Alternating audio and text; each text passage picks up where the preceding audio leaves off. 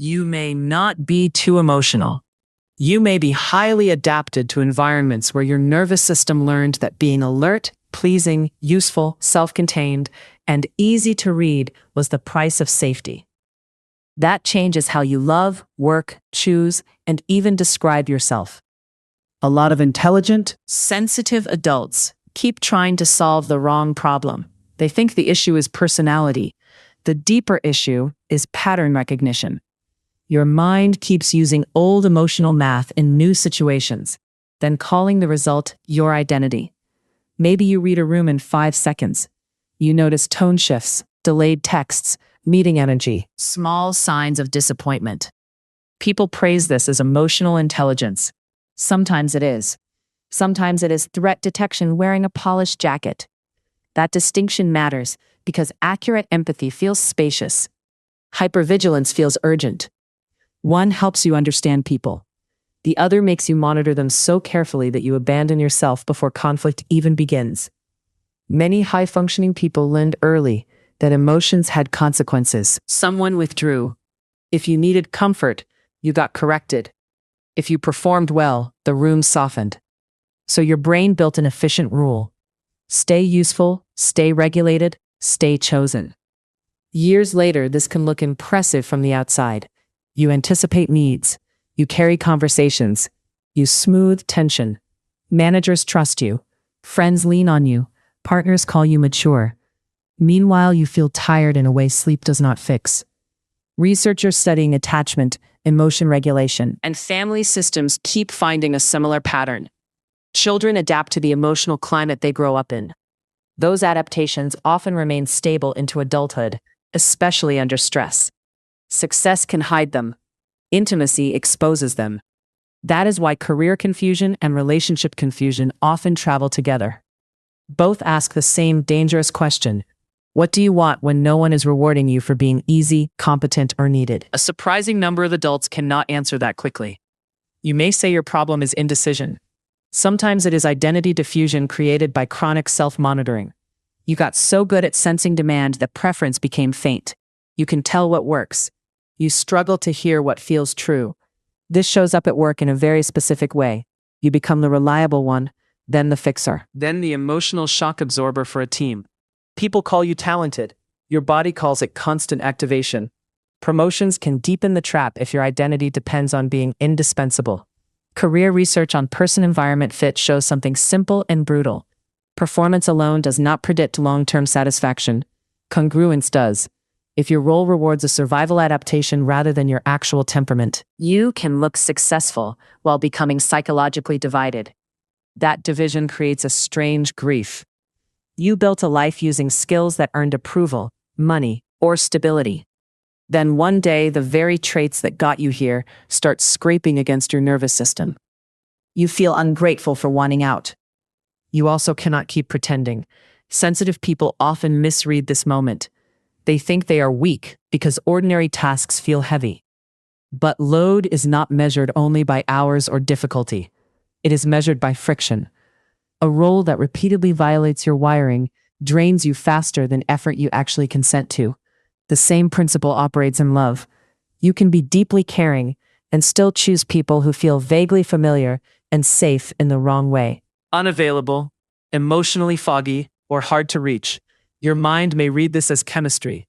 Often it recognizes a familiar task. Earn closeness, decode distance, work for warmth. When affection feels uncertain, the nervous system pays attention. Intermittent reinforcement is powerful. Behavioral psychology has shown for decades that inconsistent rewards can intensify attachment. So the person who texts back warmly every third time may grip you harder than the one who is simply steady. You say you are too much, too attached, too needy, but the stronger truth is harsher. Ambiguity hijacks your attention. Old emotional learning teaches your body that love must be tracked carefully because certainty was never the baseline. This is where emotional intelligence gets misunderstood again. Real emotional intelligence includes reading your own state in real time. It includes noticing when compassion for another person is turning into self-betrayal. It includes recognizing the difference between understanding someone's wound and volunteering to live inside its consequences. If you grew up overfunctioning, boundaries can feel rude even when they are mild. A delayed reply feels dangerous. Saying no feels like moral failure. Rest feels undeserved unless everything is handled. That is not wisdom. That is conditioning with good manners. There is useful research here from self-determination theory. Human beings regulate better when life contains autonomy, competence, and relatedness. And even high achievers begin to fray. You can be excellent at what you do and still feel deadened if your choices never feel like yours. So a better self-development question is smaller and more precise. Instead of asking, "Who am I really?" ask, "What patterns show up when I want approval, fear conflict, sense disappointment, or feel unseen?" Identity becomes clearer when you observe the conditions that distort it. Think of your reactions as data. You freeze before sending a simple message. You rehearse a harmless conversation for 20 minutes.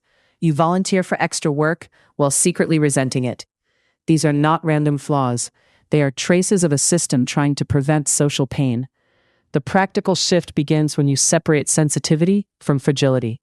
Sensitivity means your system registers more cues, more nuance, more emotional texture.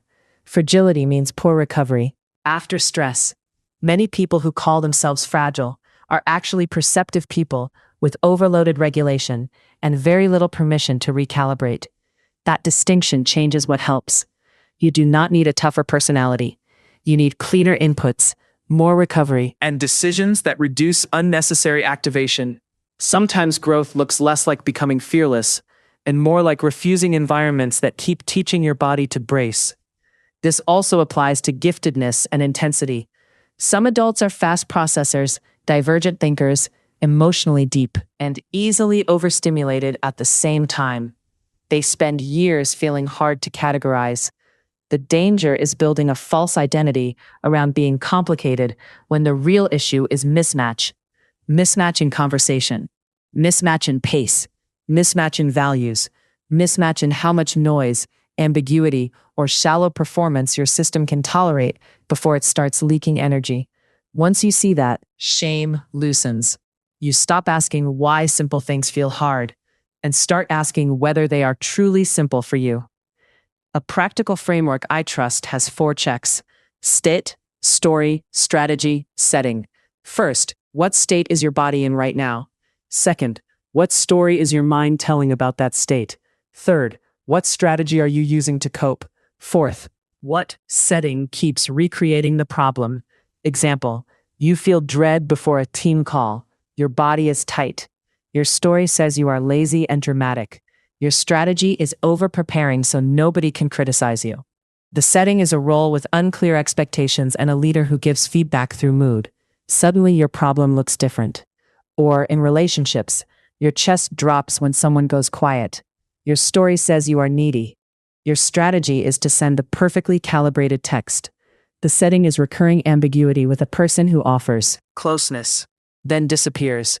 Again, your suffering starts making sense. Once people see this clearly, they often expect a big transformation. Usually the first change is quieter.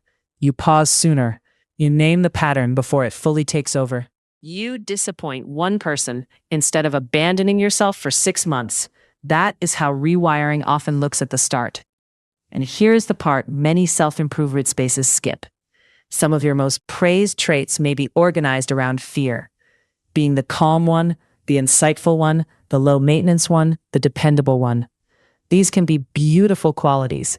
They can also be expensive disguises for chronic self-erasure. Stay with it for a second. The personality you protect so carefully may contain survival brilliance, real character, and borrowed shape, all fused together. Sorting them takes honesty. Which one of these landed too close to home?